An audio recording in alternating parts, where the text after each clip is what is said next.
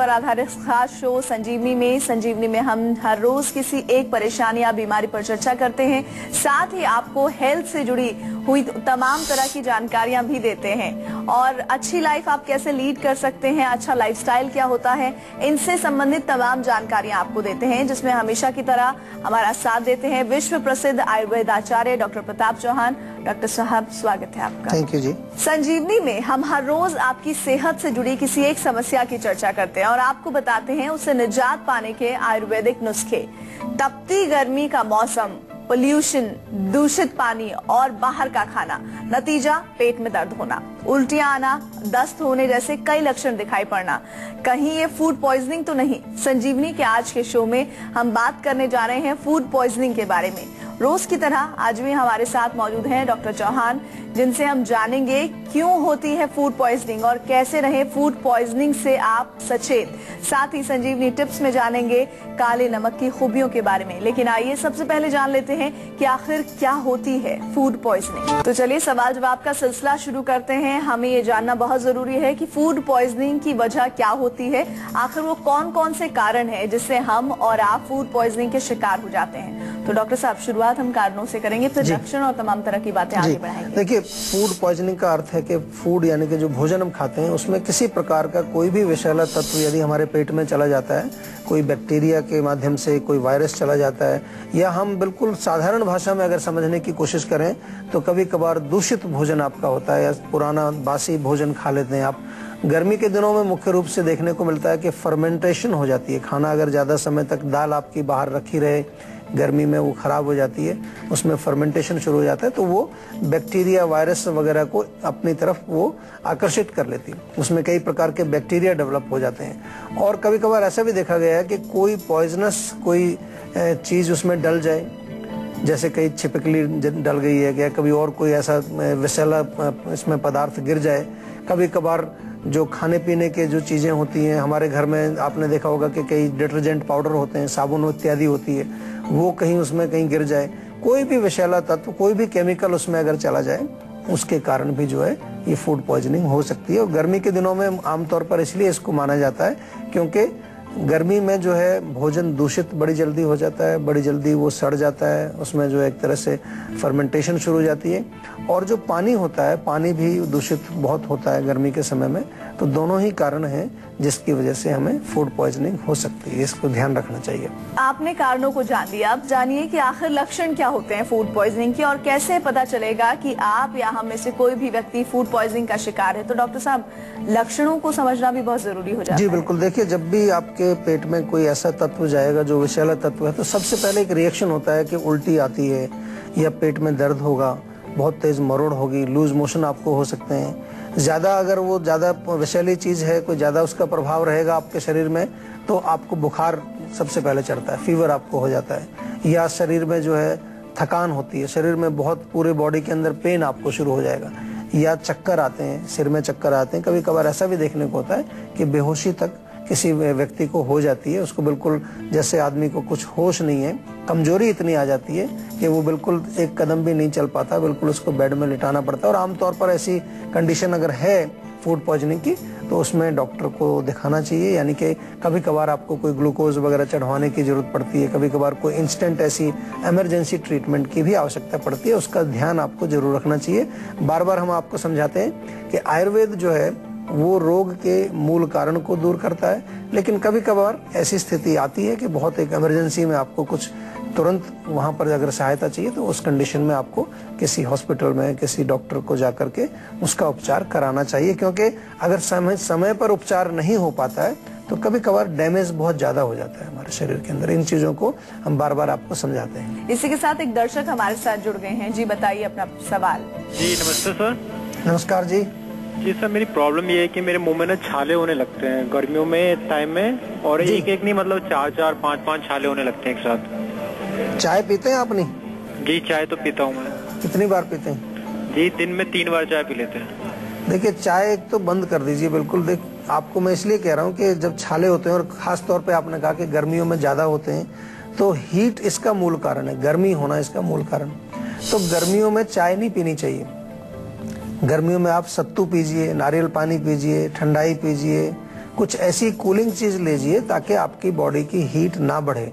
जैसे ही शरीर में गर्मी बढ़ेगी, बाहर तो गर्मी पड़ी रही है और हम गर्म चीज और ज्यादा ऊपर से पिए तो शरीर में जो हीट बढ़ेगी, पित्त जो बढ़ेगा, वो कहीं ना कहीं आपके शरीर में जाकर के वो वहां पर छाला बनाएगा या कोई फोड़ा बनाएगा या फुंसी बनाएगा।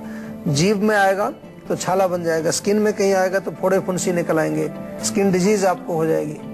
तो आपको हम छोटा सा एक सुझाव देते हैं कि सबसे पहले गर्म चीजें आप बंद कर दीजिए खाना। चाय के साथ साथ अगर आप लाल मिर्च बहुत ज्यादा खाते हैं, बहुत ज्यादा तली चीजें, खटाई, अचार इत्यादि का सेवन यदि आप करते हैं तो इनको थोड़ा बंद कर दीजिए। और बहुत अच्छा रहेगा कि चमेली के पत्ते आप अगर मिलें ताजा, वो चबा करके थोड़ा पेस्ट बना के उसको उसके ऊपर लगाइए और वो पत्ते आप सेवन भी कर सकते हैं, खा भी सकते हैं। चमेली के अंदर एक ऐसा गुण होता है कि वो हमारे छालों को हील करती है, जख्मों को भरने का गुण उसमें होता है। हमारे यहाँ आयुर्वेद में एक जात्यादि तेल भी बनाते हैं, चमेली से ही बनता है मेनली वो, उसमें और भी कुछ औषधियाँ डलती हैं और वो तेल जो है कहीं पर भी जल जाए, कट जाए, छिल जाए, घाव हो जाए, छाला बन जाए, उसमें बहुत अच्छा लाभ पहुंचाता है। तो चमेली के पत्ते आप डायरेक्ट खा सकते हैं।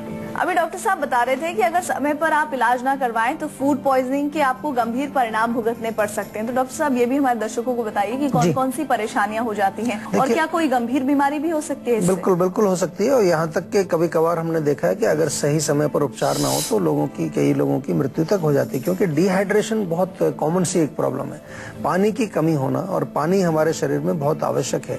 पानी की कमी होना या इसके अलावा लिवर पर कोई असर आ जाता है, कई बार किडनी के कोई रोग हो जाते हैं और दौरे पड़ना, नर्वस सिस्टम पर बड़ा जबरदस्त असर आ जाता है। जो हमारा मस्तिष्क है, ब्रेन है, नर्वस सिस्टम है, उस पर असर आ जाता है। और ऐसा भी देखा गया है कि अगर सही उपचार ना हो तो कभी कभार, क्योंकि नर्वस सिस्टम के किसी भी हिस्से में अगर कमजोरी आएगी, ब्रेन के किसी हिस्से में अगर वीकनेस आएगी तो उस व्यक्ति को पैरालिसिस टाइप का रोग भी हो सकता है, पैरालिसिस भी हो सकता है उसको, कि उसके हाथ पैर काम करना बंद कर दें। तो इसलिए गंभीरता से लेना चाहिए। फूड पॉइजनिंग कोई बहुत भयंकर चीज नहीं है, भयंकर स्थिति ऐसी नहीं है आपको कि उसका उपचार आप नहीं कर सकते। बहुत सारी चीजें आपको बताएंगे जो आप घर में भी कर सकते हैं, लेकिन हमेशा आपको अपने जो स्वास्थ्य है, जो आपकी जो हेल्थ है, उसका नियंत्रण करके रखना चाहिए। उसकी हर चीज के बारे में आपको जानकारी होनी चाहिए कि किस कंडीशन तक आप स्वयं अपनी रक्षा कर सकते हैं और किस कंडीशन में आपको किसी चिकित्सक की आवश्यकता पड़ सकती है।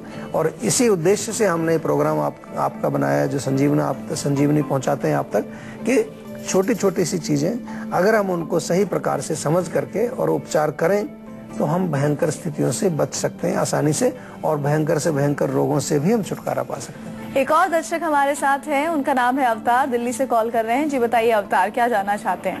नमस्कार डॉक्टर साहब। नमस्कार जी।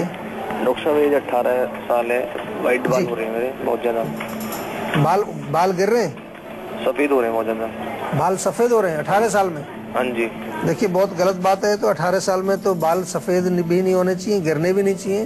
तो बाल सफेद होने का मूल कारण है बहुत ज्यादा पित्त का बढ़ना। पित्त बढ़ेगा तो आपके बालों के रूट्स में जाकर के जो वहाँ पोषण है उसको जलाएगा, जहाँ पर एक नेचुरल ऑयल है उसको सुखा देगा। बाल आपके जो है खुश्क भी हो जाएंगे, सफेद भी हो जाएंगे, बाल गिरने भी लगेंगे। तो करना क्या है आपको? सबसे पहले पित्त को शांत करना है, गर्मी को कम करना है। इंटरनल मैं बात कर रहा हूँ। आमतौर पर लोग बाहर बहुत काफ़ी सारी चीज़ें लगाते रहते हैं, वो ठीक है, अच्छी है, हम लोग भी बनाते हैं आयुर्वेद में। हमारे यहाँ आयुर्वेद में जो कई प्रकार के औषधीय तेल बनाए जाते हैं बालों के लिए, कई प्रकार के शैम्पू भी हम बनाते हैं, हेयर टॉनिक भी एक बनाते हैं, वो सब चीज़ें अच्छी हैं लगाने वाली। लेकिन अंदर से जो आपका मूल कारण है उसको ठीक करना भी बहुत जरूरी है। और अगर गर्मी इसमें मूल कारण है तो आंवले का चूर्ण प्लस मुलेठी का चूर्ण, दो चीज़ें बराबर मात्रा में मिलाइए। और अगर आपको कहीं भृंगराज का चूर्ण मिल जाए, भृंगराज बड़ी कॉमन सी चीज है, पंसारी के यहाँ मिल जाता है, तो तीनों चीजें मिला करके बराबर बराबर मात्रा में और इस मिक्सचर में से एक एक चम्मच सुबह शाम आप सेवन करिए। लेकिन ध्यान रहे कि अगर आप गर्मी को, पित्त को कम कर रहे हैं तो गर्मी बढ़ाए ना, यानी कि चाय, कॉफी, मिर्ची, मसाले या खटाई, नॉनवेज, अंडा वगैरह उसका सेवन ना करें आप। डॉक्टर साहब, हम फूड पॉइजनिंग की बात करें, एक नया ट्रेंड देखने को मिला है पिछले 5-10 सालों में। अगर मैं कहूँ तो लोग घर से ज्यादा बाहर का खाना प्रेफर करते हैं, तो जाहिर तौर पर फूड पॉइजनिंग होगी ही। लेकिन अगर फूड पॉइजनिंग है तो किस तरह का आहार का सेवन किया जाए, ये बताइए हमारे दर्शकों। देखिए, फूड पॉइजनिंग यानी कि आपका जो डाइजेस्टिव सिस्टम है, आपकी आंतें हैं, आपका पेट है, वहाँ पर इन्फेक्शन एक हो गया है, एक तरह का वहाँ पर विकृति पैदा हो गई, रोग पैदा हो गया है। तो आपको अपने सिस्टम को ओवरलोड नहीं करना है, तो आपको बिल्कुल हल्का खाना खाना है। जैसे मूंग की दाल की पतली सी खिचड़ी बनाएं। चावल आप अगर खाना चाहें तो बिल्कुल जैसे लिक्विड फॉर्म में हो, उसमें थोड़ा पानी भी हो। जो चावल का मांड है वो भी बहुत फायदा करता है, खास तौर से अगर लूज मोशन आपको हो रहा है, उसमें चावल के मांड या मांड वाला चावल थोड़ा लिक्विड फॉर्म में, उसमें आप थोड़ा सा जो है जीरा भुना हुआ डालें, थोड़ा सा काला नमक डालें, तो वो भी आपको पाचन में हेल्प करता है। इसके अतिरिक्त बहुत बढ़िया रहेगा कि खास तौर से अगर वॉमिटिंग आपको ज़्यादा हुई है, उल्टियाँ लगी हैं, पानी काफ़ी कम हो गया है, तो आप नींबू पानी या नींबू की शिकंजी, थोड़ा सा चीनी और नमक का घोल जो बनाते हैं उसका सेवन करेंगे, उससे आपको रिलीफ मिलेगा। लौकी की सब्जी आप खा सकते हैं, सब्जियों का सूप बना करके आप ले सकते हैं। तो छोटी सी बात है, लेकिन आमतौर पर क्या होता है कि आपको फूड पॉइजनिंग हुई और खाना आपका वैसे ही चल रहा है, पराठा भी खा रहे हैं आप, बाहर से मिठाई भी खा रहे हैं, चाय भी पी रहे हैं, और इसके अलावा जो जितना भी जो हमारा हैवी फूड है वो भी आप सेवन कर रहे हैं, तो वो फिर आपके पेट को और ज़्यादा लोड उस पर पड़ेगा, पाचन पर लोड पड़ेगा और आपका सिस्टम और कमज़ोर होगा। छाछ बहुत अच्छा काम करती है, पतली सी छाछ बना करके उसमें जीरा वगैरह डाल करके आप पिए, उससे आपको बहुत लाभ मिलेगा। तो चलिए डॉक्टर साहब से एक बार फिर से फूड पॉइजनिंग से संबंधित ही जानकारी लेते हैं। डॉक्टर साहब, इससे बचने के आसान उपाय आज की आप संजीवनी में हमें बता दीजिए, ऐसे उपाय जो घरेलू भी हों और कारगर भी हों। देखिए, सबसे पहली चीज है अपने पाचक अग्नि, जिसको हम जठराग्नि बोलते हैं, उसको मजबूत रखना है। अगर आपकी अग्नि मजबूत है, आपके सिस्टम में ताकत है, तो कभी कभार छोटा मोटा कुछ पॉइजन भी जाएगा तो उसको भी वो हजम कर जाएगी, या उसको भी वो उसका प्रभाव नहीं होने देगी। तो हम एक आम पाचक चूर्ण आपको बार बार बताते हैं। आम यानी कि विषैला तत्व, पॉइजनस चीजें, और उसको पचाने वाली क्या चीज है? सौंठ, जीरा, धनिया 10-10 ग्राम, पुदीना और सौंफ 20-20 ग्राम, ये सब मिला करके चूर्ण बनाइए, इसको सेवन करिए। सौंफ का अर्क या सौंफ का पानी भी अगर आप पिएंगे उससे आपको फर्क पड़ता है। और ज्यादा भी आपको अगर इतना मेहनत करने की वो नहीं है तो खाने के पश्चात 1 चम्मच सौंफ आप खाइए, उससे बहुत फर्क पड़ता है। और फूड पॉइजनिंग यदि आपको है, पेट खराब रहता है, आम अंदर आपको बन चुका है अगर, तो बेल का चूर्ण बहुत अच्छा है। बेल का चूर्ण आप एक चम्मच छाछ के साथ या दही के साथ भी खा सकते हैं। और बेल अगर ताजा मिलता है, बेल का जो फल होता है पका हुआ, उसको भी आप खा सकते हैं, उससे आपको काफी फर्क पड़ेगा। फूड पॉइजनिंग में हमारे यहाँ एक बहुत अच्छी औषधि है जिसको नीम बोलते हैं।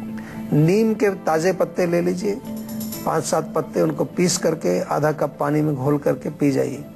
तो नीम एंटीबैक्टीरियल, एंटीवायरल, एंटीवर्मल, जो वर्म्स होते हैं, कीड़े, उनको भी मारता है, कई प्रकार के गुण है। और तुलसी के पत्तों का सेवन भी आप कर सकते हैं। 5-6 पत्ते तुलसी के पेस्ट बना करके, एंटीवर्मल, जो वर्म्स होते हैं, कीड़े, उनको भी मारता है, कई प्रकार के गुण है। और तुलसी के पत्तों का सेवन भी आप कर सकते हैं।